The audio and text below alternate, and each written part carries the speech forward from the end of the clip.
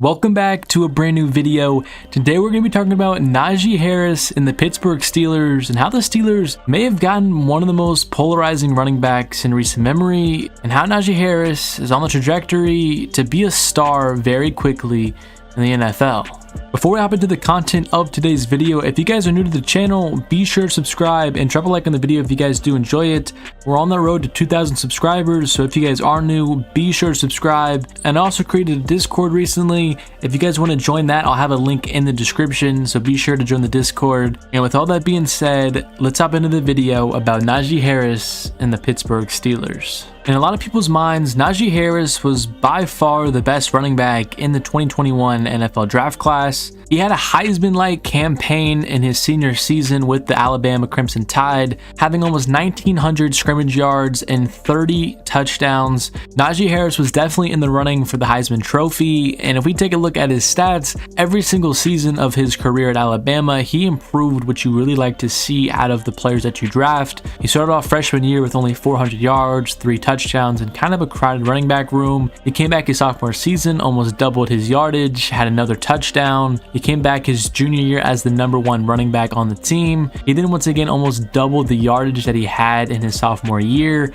and had 20 touchdowns as a junior. And many thought that he was going to go out and enter the draft after his junior campaign, and he was probably still going to be a second-round pick, but he decided to go back to Alabama and come back for his senior season, and then the following year he would be the consensus #1 running back in the draft, and that's exactly what ended up happening when he totaled 1,900 yards and 30 touchdowns. Alabama has a pretty good track record when it comes to their running backs. They've had 3 running backs selected in the first round of the NFL draft since 2010, and those are Mark Ingram, Josh Jacobs, and Trent Richardson. Now they have their 4th in Najee Harris, and that is more than any other college program out there. And I didn't even mention the best running back to come out of Alabama out of all of these players, which is Derrick Henry. And we have a long list of running backs drafted from Alabama into the NFL, and you can see the names there. There are some guys that didn't necessarily pan out in the NFL, but it just shows that Alabama breeds running backs, and it shows they can really get you a spot in the NFL if you go in, put the work in, and just put a show on at Alabama, and they'll almost guarantee you a spot in the NFL. Najee has a lot of special traits that are really uncoachable. The 6'2 running back has crazy athleticism, as we've seen him hurdle multiple players in college football, and somebody who's Najee sized really should not be doing that. On top of his crazy athleticism for the size that he is, Najee is a dual threat running back, meaning that he can catch the ball out of the backfield, and Najee proved over the last couple of years that he's not just one of the best running backs, but one of the best receiving running backs as well. Najee will be a great piece for Matt Canada, the Steelers' new offensive coordinator, who loves to use motion, misdirection, and get their skill players into space. And I'm sure he's going to design some good plays to have short dump offs to Najee and let him use his athleticism and his ability to run after the catch to accelerate their offense whenever it's needed.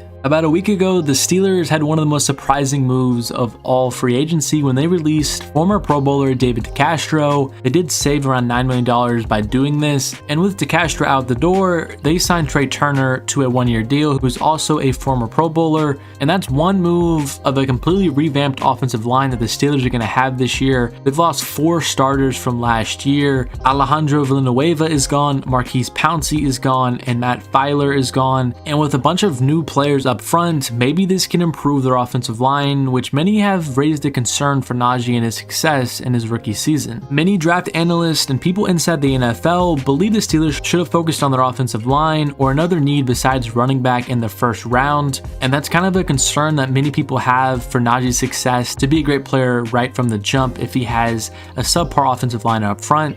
But the Steelers organization is very hopeful that their new additions can be enough to make the offensive line improve from last season. Kevin Dotson, who was a rookie last year, he will now move to full-time starter at left guard. The new addition of Trey Turner, he will slide in at guard. And the Steelers' 3rd-round selection, Kendrick Green, he's going to slide in at center. Now the Steelers have a completely new interior offensive line, and we're going to see if the run game improves from last season when it was dead last in the NFL in average yards per attempt and yards per game. The Steelers' inability to run run the football really was their demise at the end of last season. We know the Steelers started off the NFL season as one of the best teams in the league with their hot win streak, but when it got into the late months and teams realized that the Steelers could not run the football, that completely turned their season around and really made them a one-dimensional team, relying on Big Ben and their passing offense to completely carry the team. And with Big Ben getting up there in age, I think it's a little much to ask him to completely carry an offense at this point in his career, and that's why the Steelers put so much emphasis on getting a star running back to help balance out the offense and put less on Big Ben's plate. If the Steelers are going to get back to being a playoff team and one of the best teams in the AFC, they're going to have to establish their running game and getting back to physical Steelers football, because anytime they've been a successful team, they've been physical on both sides of the ball, and they've always had a powerful running attack to power their offense. I think Najee would be a very important piece for the Steelers in their success in 2021, and I'm excited to see him with the Steelers and what he can do at the next level in the NFL. Najee is one of the most talked about running back prospects in recent memory, and I'm excited to see him continue his career and see if he can live up to the hype that he generated through his college career. Thank you guys so much for watching the video. If you guys are new to the channel, be sure to subscribe and drop a like on the video if you guys did enjoy it. Let me know what you guys think of Najee Harris and if he's going to be a stud right away or if he's going to need some time for the offensive line to gel and also to get adjusted to the NFL life. But anyway, thank you guys so much for watching the video,